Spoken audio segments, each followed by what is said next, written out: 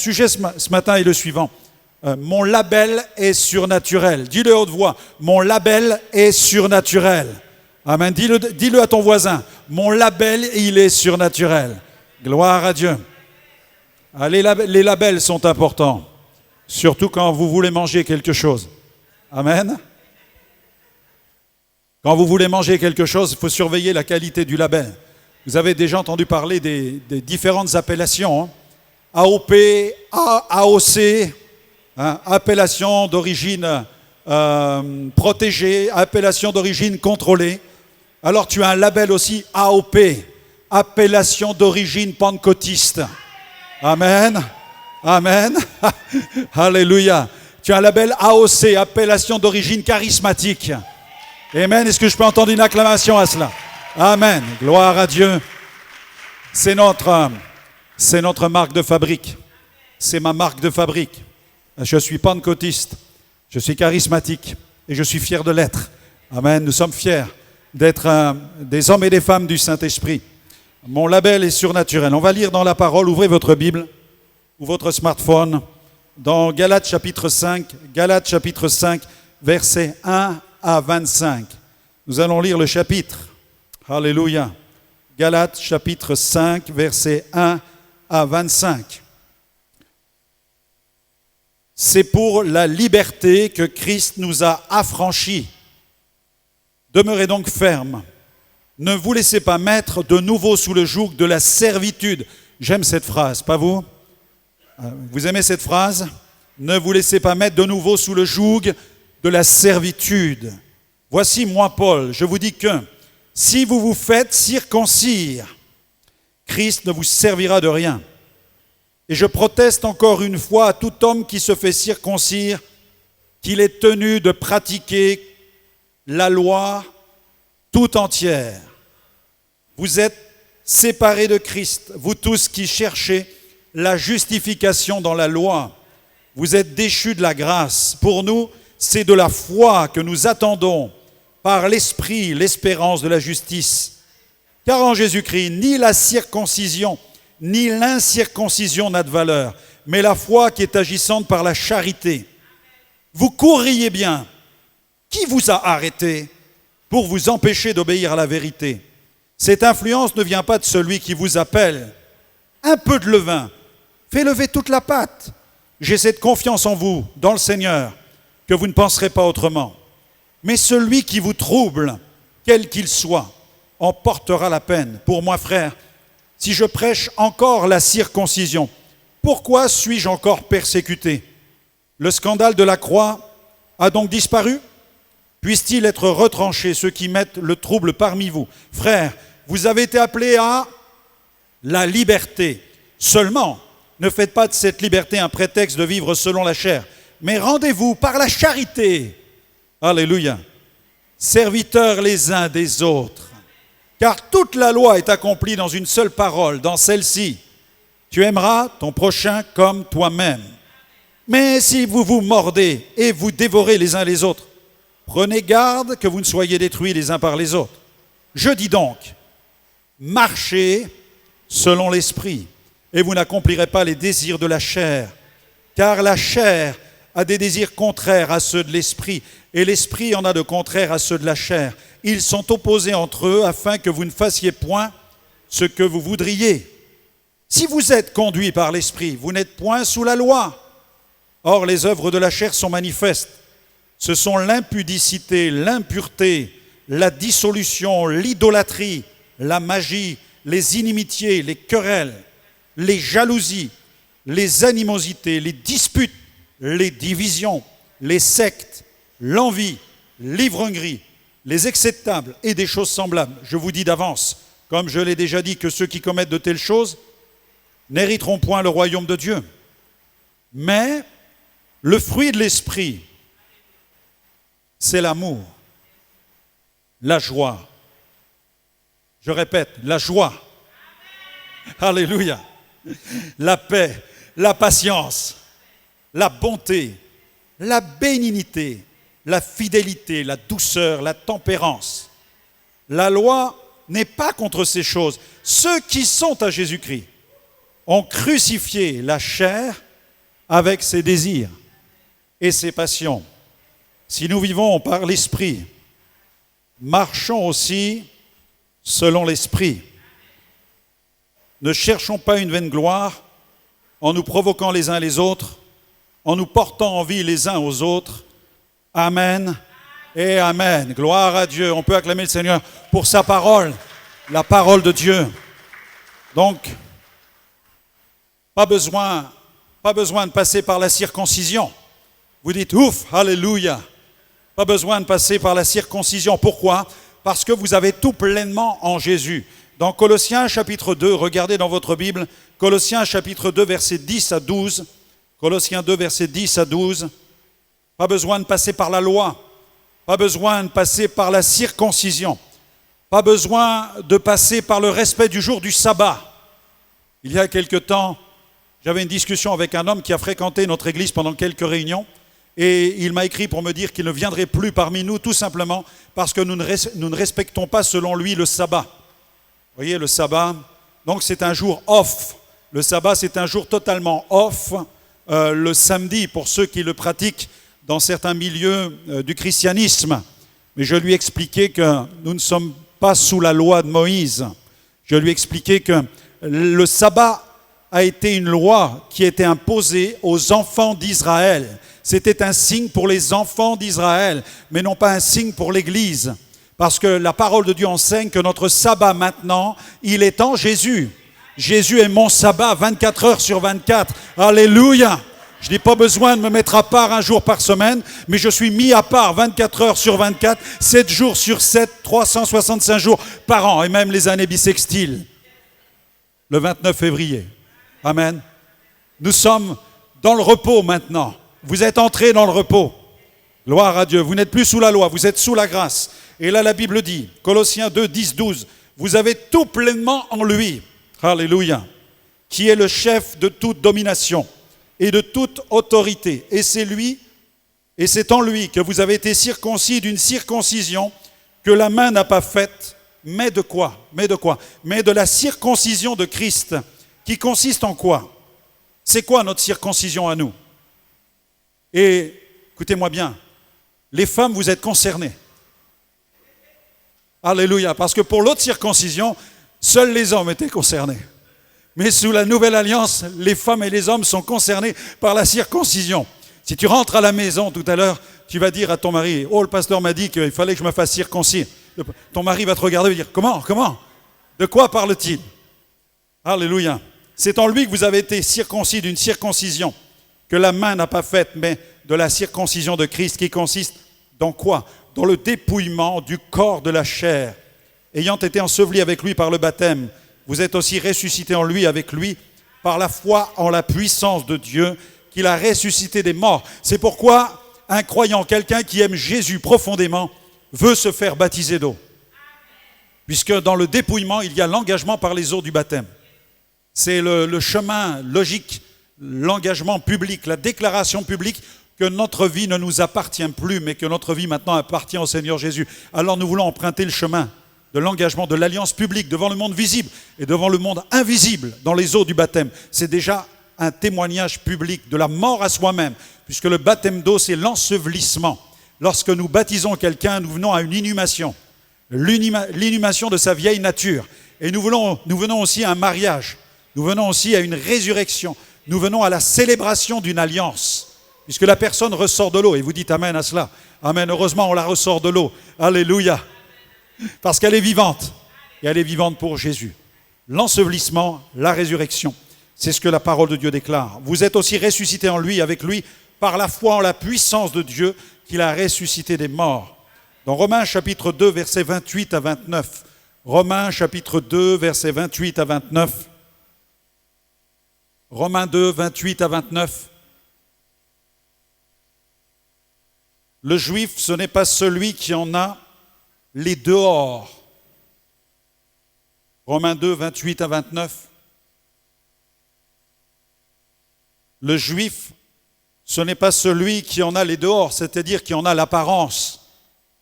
Et la circoncision, ce n'est pas celle qui est visible dans la chair, mais le juif, c'est celui qui l'est intérieurement. Et la circoncision, c'est celle du cœur, selon l'esprit et non selon la lettre. La louange de ce juif ne vient pas des hommes, mais elle vient de Dieu. Amen. Elle ne vient pas d'une entaille qui a été faite dans la chair, mais cette louange vient de cette entaille qui a été faite dans le cœur et qui a permis de cette manière la venue du Saint-Esprit, le remplissage du Saint-Esprit. C'est pourquoi nous sommes remplis intérieurement. La circoncision est celle qui est faite intérieurement. Notre chair intérieure, notre vie intérieure a été marquée. Nous avons été, c'est pourquoi, et cette vie est marquée par la croix. La Bible dit que ceux qui sont en Jésus-Christ, leur chair est crucifiée. Alléluia, c'est la marque de la croix. Cette incision qui est faite dans notre chair, cette marque que nous portons dans la chair, c'est la marque de l'œuvre du Christ dans notre partie, dans notre vie charnelle. Et nous vivons maintenant dans la vie spirituelle, dans la vie de l'esprit. Nous ne sommes plus redevables à la chair, nous ne sommes plus soumis à la chair. Mais maintenant nous vivons sous la conduite du Saint-Esprit, sous l'onction du Saint-Esprit. Oh, alléluia, mon label est surnaturel. Pourquoi un tel titre? Pourquoi suis-je un chrétien surnaturel? Eh bien parce que, bien aimé, il y a plusieurs types de chrétiens. Il y a des chrétiens qui sont nominaux, c'est-à-dire des chrétiens de nom. Quand vous parlez avec eux, ils vont vous dire « moi je suis chrétien catholique ». Un autre va dire « moi je suis orthodoxe ». Un autre dira « moi je suis protestant ». Et peut-être que tu vas dire « toi je suis évangélique ». Et ils mettent leur confiance dans le titre, ils mettent leur confiance dans l'étiquette. Mais l'étiquette n'est pas toujours la garantie de la qualité de ce qu'il y a à l'intérieur. On peut vous offrir une magnifique bouteille de champagne dans laquelle on a introduit du poison. Sur la bouteille, il y a une magnifique étiquette « champagne ». Champagne de telle maison, de tel château, hein, un bon Bordeaux avec telle marque, mais à l'intérieur on a glissé du poison. Et le chrétien de nom ne nous offre pas la garantie de la qualité qu'il y a à l'intérieur. Il y a aussi des chrétiens dits traditionnels. Ceux-là, ils sont attachés véritablement à la tradition. Je me souviens d'un homme qui était sorti fâché d'une célébration de mariage parce qu'il nous avait trouvé indécent de célébrer Dieu avec une telle vigueur dans une cérémonie de mariage. Il voulait des chants beaucoup plus traditionnels. Il aurait voulu qu'il y ait du riz qui soit jeté sur la mariée. Et ces choses avaient été omises ou oubliées. Nous avions célébré Dieu avec vigueur, mais il est sorti fâché. Il aurait voulu qu'il y ait une calèche à la sortie du temple pour la mariée. Voyez, des chrétiens traditionnels, attachés à des formes, attachés à des traditions. Ils vont à l'église 3 fois dans leur vie. Ils y vont le jour où on les emmène pour le moment de l'aspersion par l'eau du baptême. On les asperge avec de l'eau. Là, ils vont à l'église. Ils n'en sont même pas conscients. Et puis, ils y vont peut-être quelques années plus tard, lorsqu'ils sont majeurs, pour leur mariage. Là, ils vont à la cérémonie de mariage. Ils se marient dans l'église. Et puis, la 3e fois, ils vont à l'église. Eh bien, ils n'en sont pas conscients non plus. C'est pour le jour de leur enterrement. Ils y vont 3 fois dans leur vie. Ce sont des chrétiens traditionnels. Mais il y a encore d'autres chrétiens. La liste n'est pas exhaustive ce matin, je suis sûr que tu pourras en ajouter d'autres. Il y a les chrétiens conservateurs. Ceux-là, ils sont attachés à la forme. Ils sont, comme on les appelle, des légalistes. Ils coupent les cheveux en 4, mais ils n'ont pas le pouvoir de casser les chaînes en 2. Ils sont liés par les lois, liés par les principes, les préceptes, comme les pharisiens pouvaient l'être quand ils cherchaient à apostropher le Seigneur Jésus. Mais ils n'ont pas le pouvoir de délivrer. Ils mettent leur tradition au-dessus de l'autorité de la parole de Dieu. Jésus leur reprochait leur manque de puissance. Et puis il y a les chrétiens rétrogrades, par exemple, un peu comme des fils et des filles prodigues. Ceux-là, ils vivent complètement, comme le dit Paul, dans la chair, malheureusement. Ils ne vont plus à l'église. Quand vous parlez avec eux, ils vous disent qu'ils sont chrétiens, mais ils vivent complètement dans la chair. Ils sont livrés à leur chair. Et malheureusement, ils n'ont pas l'attitude du fils prodigue. Parce que le fils prodigue a bien vécu dans la chair, c'est vrai. Mais il s'est repenti. Il est rentré en lui-même. Un jour, il a eu une rencontre avec lui-même. Il n'écoutait pas le pasteur. Il n'écoutait plus le prédicateur. Il n'écoutait plus les prophètes. Et vous savez qu'il y a des gens qui ne viennent plus écouter les pasteurs. Mais que reste-t-il quand les gens ne viennent plus dans une église et qu'ils vivent dans la chair? Quel pupitre leur reste-t-il? Il leur reste le pupitre de leur conscience. Oh, Dieu soit béni. Et parce que nous prions pour eux, Eh bien, nous croyons que le Saint-Esprit, à un moment, vient prendre place derrière le pupitre de leur conscience. Il les regarde bien droit dans les yeux. Et là, il leur adresse une prédication incroyable pour les interpeller et leur dire « Mon ami, mon fils, ma fille, tu es complètement dans les choux. Tu es dans la chair, tu es dans le péché. Et si tu continues, tu vas te perdre complètement. C'est pourquoi repens-toi de tes péchés et reviens dans la repentance. Reviens au Père pour que ta vie soit transformée et libérée de la puissance du péché. » Alléluia. Et il y a des chrétiens aussi, je les appelle chrétiens périphériques. Les chrétiens périphériques, ils vivent en orbite autour de l'Église. Ils vivent une vie d'Église à la carte. Ils n'ont pas compris que le devoir envers Dieu et la participation au culte dans la communauté est quelque chose qui doit être respecté. Nous nous devons de marcher avec Dieu et de vivre notre foi non pas à la carte, comme ça nous arrange et comme nous le voulons. Parfois, nous pouvons avoir des difficultés à venir, mais quand je regarde ma vie de pasteur, je ne m'interroge pas pour savoir si je suis en forme tel matin, si je me sens d'aller à l'église tel matin. Je me dois d'être à l'église parce que mon Dieu est celui qui dirige ma vie, celui qui règne sur ma vie et il mérite mon adoration. Je peux avoir un culte chez moi. Je peux avoir un culte toute la journée chez moi, mais je ne veux pas manquer, pour aucune raison, le culte avec mes frères et sœurs. Parce que l'église, ce n'est pas une communauté d'individualistes, c'est une communauté d'individus qui aiment se rassembler et qui aiment être ensemble pour célébrer le Seigneur ensemble. Amen. Ne deviens jamais un chrétien périphérique en orbite autour de ton assemblée. À un moment, il faut atterrir sur la planète royaume de Dieu et faire partie de ton église. Parce que là, Dieu va te parler. Il y a quelque temps, une femme me dit à la sortie de l'église, et je la vois venir de temps en temps, elle me dit « Oh, ce matin, j'ai bien fait de venir parce qu'il y avait une parole prophétique. C'était tout à fait spécialement pour moi et pour ma situation. » Waouh! Je lui dis, ma sœur, c'est formidable. Je dis, alors, tu viens dimanche prochain? Elle était un peu dérangée. Mais je lui dis, pourquoi ne viendrais-tu pas dimanche prochain? Si Dieu t'a parlé ce matin, tu ne crois pas qu'il veut te parler dimanche qui vient? Et si tu ne viens pas dimanche, tu vas passer à côté d'une parole que Dieu veut te donner au sein de la communauté. Et Dieu veut donner une parole de bénédiction. Est-ce que nous réalisons qu'il est important de ne pas vivre l'Église à la carte, mais de la vivre pleinement? Amen. Quand je vais au restaurant, mes amis, je ne consulte pas seulement la carte. Non, je consomme, je mange ce que le restaurateur a préparé. Et dans la vie de l'Église, on ne peut pas simplement regarder la carte. Il faut consommer ce que le Seigneur nous a préparé. Et puis malheureusement, il y a des chrétiens dysfonctionnels qui vivent au sein de la communauté. Ils sont là, ils sont présents, ils sont dans la communauté. Ils sont fidèles, mais fidèles aussi à la chair. Ils vivent dans la chair. Ils sont capables de mentir. Ils sont capables de voler. Ils sont capables d'usurper. Ils sont dans la communauté. Ils sont fidèles, il n'y a pas de problème. Mais ils vivent dans la chair. Le moniteur de leur vie spirituelle indique une ligne plate. Zzzz. Ils sont morts sur le plan spirituel. Et c'est pourquoi nous avons besoin d'un réveil, frères et sœurs, afin que celui qui vit dans le péché soit confronté par le Saint-Esprit, qu'il se repente de ses péchés, mais pas seulement. La Bible dit que tu dois te repentir de tes péchés, mais tu dois aussi changer de conduite. Mais malheureusement, des gens parfois se repentent de leurs péchés, mais ne changent pas de conduite. La repentance doit être suivie d'une mise en application et d'une transformation radicale. Nous voulons mettre notre vie en ordre pour qu'elle glorifie pleinement le Seigneur.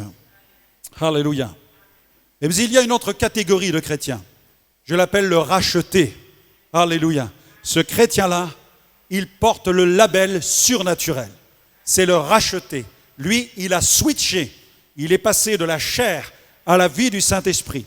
Et il a compris que Dieu désire que sa vie soit remplie pleinement de l'onction du Saint-Esprit. Comme nous l'avons lu tout à l'heure. Vous avez tout pleinement en lui. Est-ce que tu as tout pleinement en lui? Alléluia. Est-ce que tu es ce genre de racheté? Selon la seconde épître aux Corinthiens, chapitre 5, verset 17. 2 Corinthiens 5, 17. Si quelqu'un est dans le Christ, amen. Si quelqu'un est dans le Christ, il est quoi? Il est une nouvelle création. C'est même plus magnifique que le terme créature. J'aime beaucoup l'expression création. Il est une nouvelle création. Voici, les choses anciennes sont passées et toutes choses sont devenues nouvelles. Amen. Premier point ce matin, le chrétien surnaturel est d'un genre nouveau. Dis-le à ton voisin, je suis d'un genre nouveau. Alléluia. Amen. Dieu a créé un genre nouveau. Amen. Nous sommes d'un genre nouveau. Si quelqu'un est dans le Christ, il est une nouvelle création. Tu peux le déclarer de ta bouche, tu peux l'affirmer. Seigneur, je suis une nouvelle création. Dieu soit béni. Avant, j'étais lié à mon péché. J'étais gouverné par ma chair. Mais maintenant, j'ai changé de régime. Si tu es né de nouveau, tu n'es plus sous le régime de la chair. La Bible dit, regardez-vous comme étant mort au péché et comme étant vivant pour Dieu.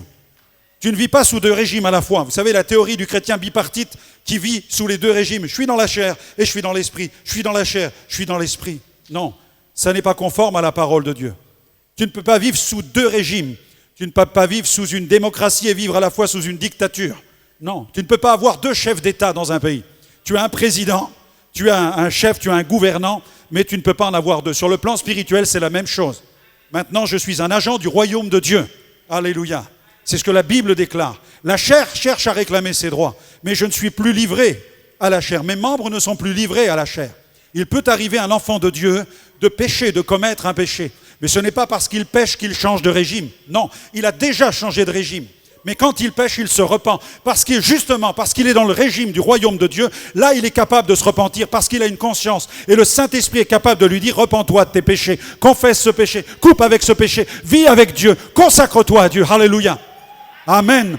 Mais si nous étions dans la chair, nous ne pourrions même pas avoir de telles pensées. C'est pourquoi vous êtes sous le régime de l'Esprit.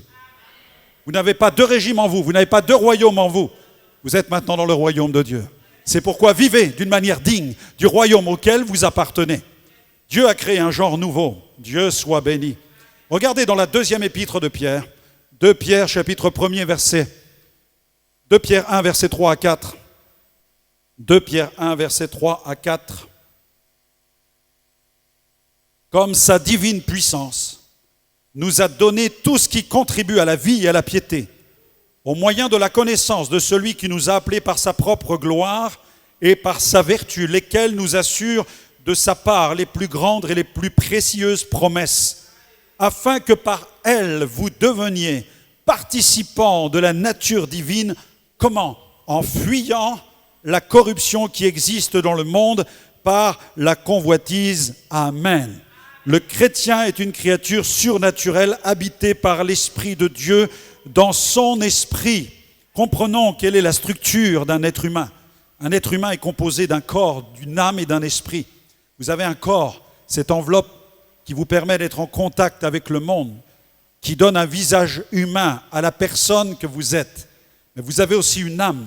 Et votre âme, c'est cette conscience d'être une personne à part entière, dans laquelle réside la volonté. Vous avez cette conscience d'être une personne à part entière. La conscience du soi, le siège de sa propre volonté, c'est votre centre de décision. Et votre âme vous permet d'être aligné avec le monde terrestre. Mais ce qui vous différencie du monde animal, c'est que vous avez aussi un esprit. Vous avez cette âme qui vous aligne avec le monde terrestre et vous avez l'esprit qui vous aligne avec le monde spirituel, religieux ou divin. C'est pourquoi celui qui est sans Christ, son esprit est mort, il est comme éteint. La Bible dit, vous étiez morts dans vos péchés. Mais lorsque Christ vient dans notre vie, il vient habiter dans notre cœur. Et dans le cœur, il y a l'âme et l'esprit. Et dans l'esprit, Jésus est sur le trône des trônes. Il règne dans mon esprit. C'est pourquoi je suis une créature nouvelle et je peux dire, Jésus règne en moi. Je suis vivant, je suis sauvé. Je suis une nouvelle créature. Je suis participant de la nature divine et je vais aller au ciel dans la gloire avec Jésus. Parce que l'Esprit de Dieu est en moi. Je suis le temple du Saint-Esprit. Alléluia. Tu es une créature d'un nouveau genre. Amen. Tu es aussi revêtu intérieurement. Deuxième point, le chrétien surnaturel est habillé de Christ. Tu es habillé. Voilà ton vêtement spirituel. Tu es habillé de Jésus. Dans Galates chapitre 3, regardez dans votre Bible. Galates chapitre 3, versets 26 à 28. Tu es revêtu intérieurement. Tu as une beauté spirituelle intérieure. Quelqu'un qui est sans Christ peut avoir une beauté morale intérieure. Amen. Vous avez des bonnes personnes autour de vous dans cette ville. Dieu soit béni. Et quand vous parlez avec ces personnes, vous êtes là. Et moi, parfois, je me dis, il ne lui manque plus que Jésus, en fait. Parce qu'elle a une beauté morale intérieure. Une parure intérieure magnifique. Mais la Bible nous parle d'un autre vêtement intérieur. Jésus. Dans Galates chapitre 3, 26, 28, « Car vous êtes tous fils de Dieu par la foi en Jésus-Christ. Vous tous qui avez été baptisés ou plongés en Christ, vous avez revêtu Christ. Il n'y a plus ni juif ni grec, il n'y a plus ni esclave ni libre. Il n'y a plus ni, alors notez bien ça, il n'y a plus ni homme ni femme dans le Christ. » Est-ce que les femmes sont d'accord avec ça? Il faudrait peut-être demander plus aux hommes. Est-ce que les hommes, vous êtes d'accord avec ça? Amen. Amen. Amen. Alléluia. Nous avons une autorité, non pas une autorité écrasante pour nos épouses, mais nous avons une autorité bienveillante. Nous ne soumettons pas notre femme. Non, non, elle se met sous mon autorité parce que mon autorité la protège. Et elle dispose, elle, d'une autorité aussi intuitive que moi je n'ai pas en tant qu'homme. Et elle est nous sommes comme des alter ego, nous fonctionnons ensemble. Et c'est ce qui permet une parfaite harmonie dans notre vie avec le Seigneur. Vous avez revêtu Christ. Il n'y a plus ni juif ni grec, ni homme ni femme, car vous êtes un en Jésus-Christ. Amen. Il faut s'habiller de Jésus. C'est pourquoi il nous faut nous habiller de la personne de Jésus. La loi, nous dit la Bible, elle est venue par Moïse, mais la grâce, la vérité sont venues par Jésus-Christ. Amen. Et ce revêtement intérieur, il vient en nous, il prend place en nous par l'action du Saint-Esprit. Alléluia. C'est un revêtement.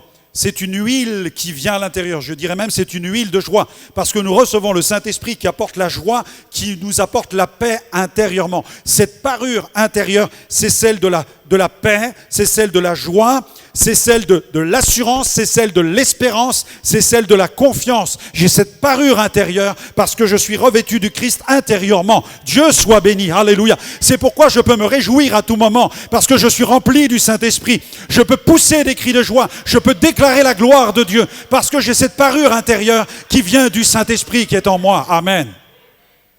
Je ne suis pas revêtu intérieurement des traditions. Non, non, non, non. Je ne veux pas m'habiller intérieurement de la tradition. Je ne veux pas m'habiller intérieurement de la religiosité. Je ne veux pas m'habiller intérieurement du formalisme. Parce que Jésus n'est pas dans le formalisme, Jésus n'est pas dans la tradition, Jésus est dans l'action du Saint-Esprit. Il n'a pas dit « je vous enverrai une tradition », il a dit « non, je vous enverrai un autre consolateur, le Saint-Esprit qui viendra en vous et il vous enseignera toutes choses. » Alléluia. Oint intérieurement du Saint-Esprit. Dieu soit loué. Une huile de joie. Amen. C'est le Saint-Esprit qui l'opère. Dieu soit béni. Une huile de joie. Dans Acte 2.15, Acte 2.15, vous êtes dans les premiers versets où, bam, c'est l'explosion de l'église de Pentecôte. Alléluia. Ils sont baptisés dans le Saint-Esprit. Quels sont ceux qui connaissent le baptême dans le Saint-Esprit avec le signe des langues? Amen. Ils se sont mis à parler en langue tout à coup. Dieu soit béni. Les 120 qui étaient dans la chambre haute. Moi j'aime cela parce que les 120 ont été baptisés du Saint-Esprit collectivement.